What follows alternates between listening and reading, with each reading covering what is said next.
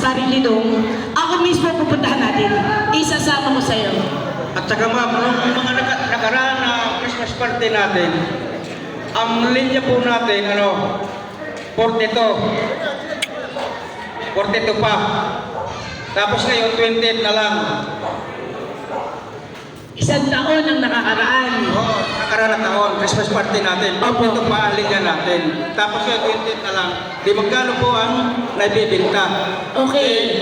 34. 12. Opo. 10 pala, 14. May dala ka bang financial statement yan, pare? Eh, sa 14 na yan, magkano ang halaga po yan? Sa 14, bukod sa upa sa opisina, bukod sa upa ng linya.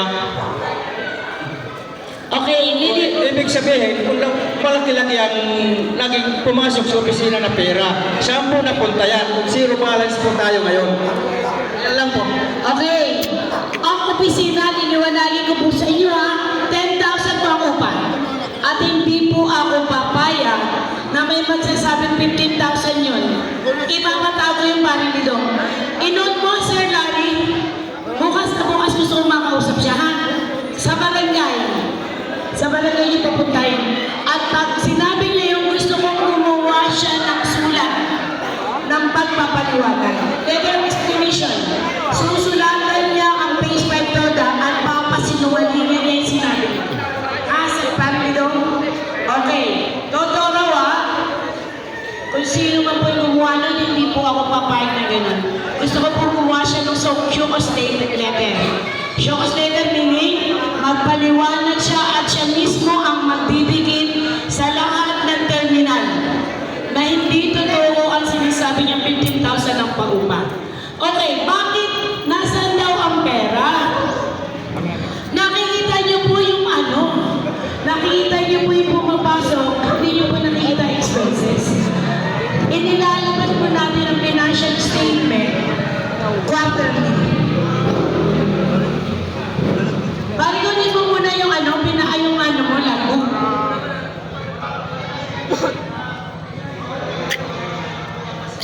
Bakit? Ayun po, hindi namin alam.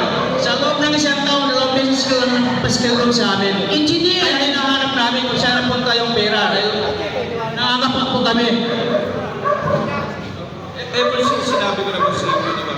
Nagpapautos po tayo ng mga receiving copy kung hanggang maaari. Kung sino nag-receive ng kada terminal, siya na lang po sana pumirma para sa mga ganyan na sana ng mga pag-uusap. Ano natin ko na tayo tutuloy? So, bukas po, okay, mamaya, pagkatapos nito, 11 o'clock, tapos na tayo. Bibigyan kita ng financial. Sino ba pong hihingi? Para mag-print ako. Mula January hanggang November. Okay, one copy. 11 months bibigyan kita. 11 months bibigyan kita. Sino ba pong hihingi ng financial statement?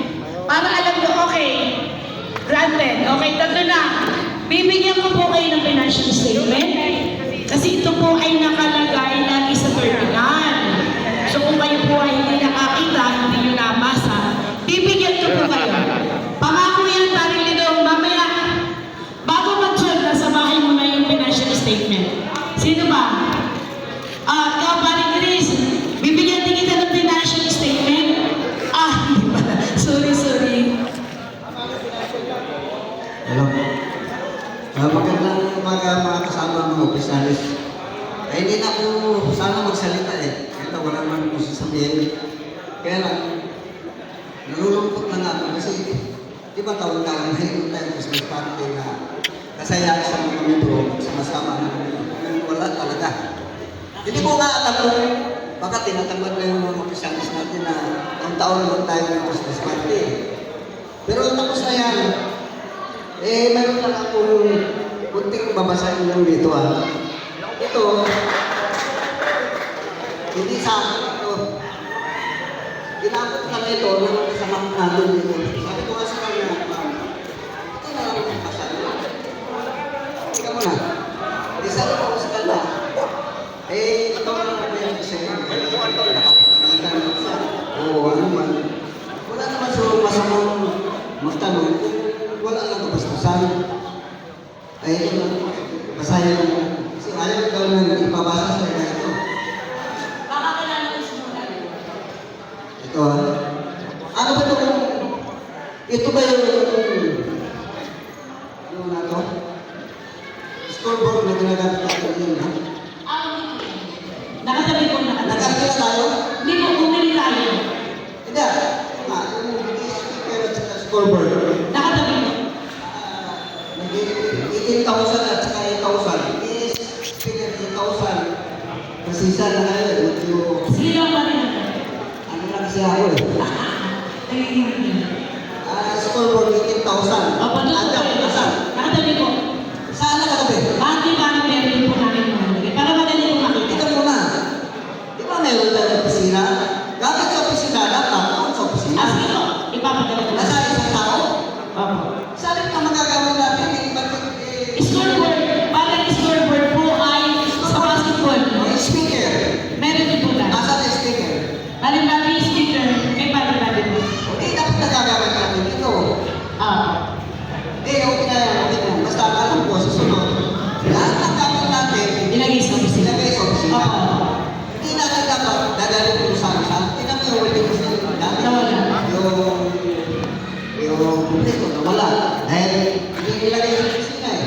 Ito pa. Ang gastos ng tula natin sumubra daw. Totoo po. Ito ha. Representation expenses, District 1 at saka District 2. 14,000 ang nagastos. Super naman ang panglaki yun. Meeting lang, tapos gastos ng 14,000. Tapos wala man lang kayong ipinaskil na resulta sa meeting nyo kung ano yung pinagmitingan. Di ba gumastos ang tula ng 14,000 isang araw lang? Yan o. EGP. Wala naman talaga yung kung anong pinagmitingan nila, anong resulta sa meeting. Wala naman natin. Wala pira lang ang tula. Pira lang yung ang ginagamit nyo. Diba? Kaya ano, mga opisyalis, kaibigan ko naman kayo lahat, hindi rin natin po, isang membro. Sa sunod, pag may meeting kayo, malaking gastos ang pira ng tutang ginagamit, ipaskin ninyo kung anong resulta sa meeting. Para malalaman ng lahat, ito pala may gasusan natin. Ito pa.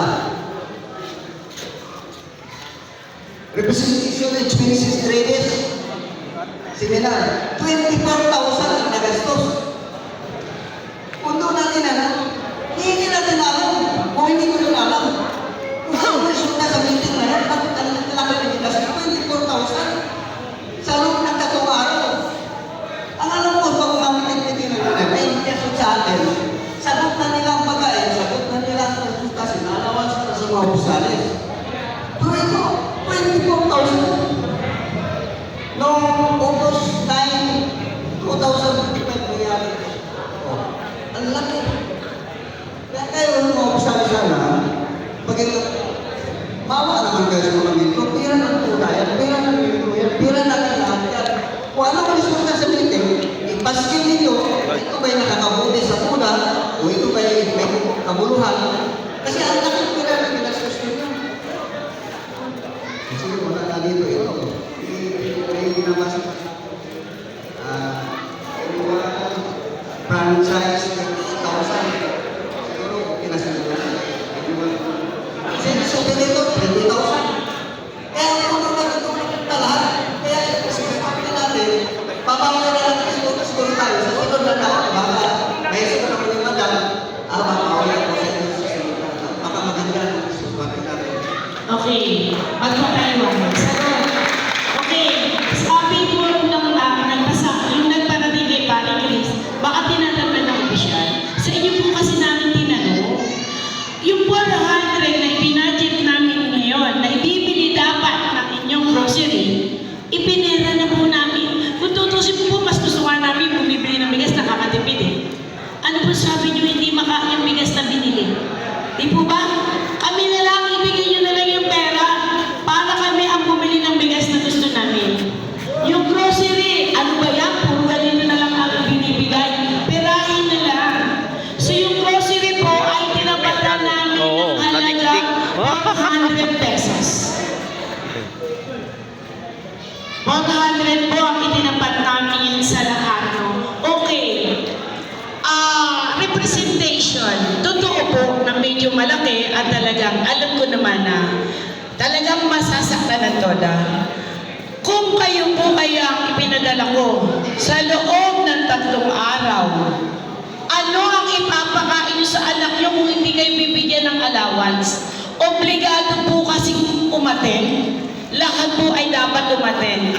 At alam po yan ng mga opisyal, hindi lang po yung 13 ha, minsan po 20. So binibigyan po natin sila ng allowance para sa 3 araw para may makain naman yung kanilang pamilya. Totoo po yung sinabi rin ni Paring Chris, na sure, mas malaki yung budget kasi nga po, yung palang pong uniform nyo ay 125,000 na. Every December po ay nagbibenta tayo ng linya. Sabi ko, huwag munang magbenta. Ako po, personal ko pong pera ipinaluwal ko sa Facebook Toda. 100,000 po ang ipinaluwal ko. Hindi po nagbenta ng linya ngayong December para sa Christmas party. Yung pong naghahanap ng financial, mamaya po ipinapangako ko, ibibigay ko po ang financial nyo from January para mabilugan nyo kung ilan linya na yung nabenta. Ha? Mamaya po, paring dito. Sino ba? Si Remy, pangalawa. Paring Riz. Sino ba po ang may gusto ng financial statement? Sino? Taas mo yung kamay. Taas mo yung kamay na gusto na lang itong tingko 400 nyo at tingko 150. Rather than ibibili namin kayo ng grocery nyo. Kayo po kasi ang magdidesisyon sa perang ibibigay sa inyo. Mamaya bilan na naman namin kayo ng bigas, sasabihin nyo naman NFA. Yung pinamigay ko pang bigas, regalo po ni Mayo, yun kahapon. Hindi po yung binili ng Toda. Sabi ko nga kay Mayor, hindi ka kasya po. Sabi niya, decision na yan. Kung saan gusto, yun ang binigay ko, mamaya sabihin nyo, baka hindi na naman makain. Regalo lang po yan hindi po yung binili ng Toda. Okay, paglilinaw po ulit, baka makita nyo, sabihin nyo, may bago na namang uniform ng mga opisyal. Regalo ko po yan, personal ko pong pera. Hindi po sa Toda yan. Hindi nyo po makita ang expenses na yan para sa uniform ng mga Toda. At rest assured po na next year wala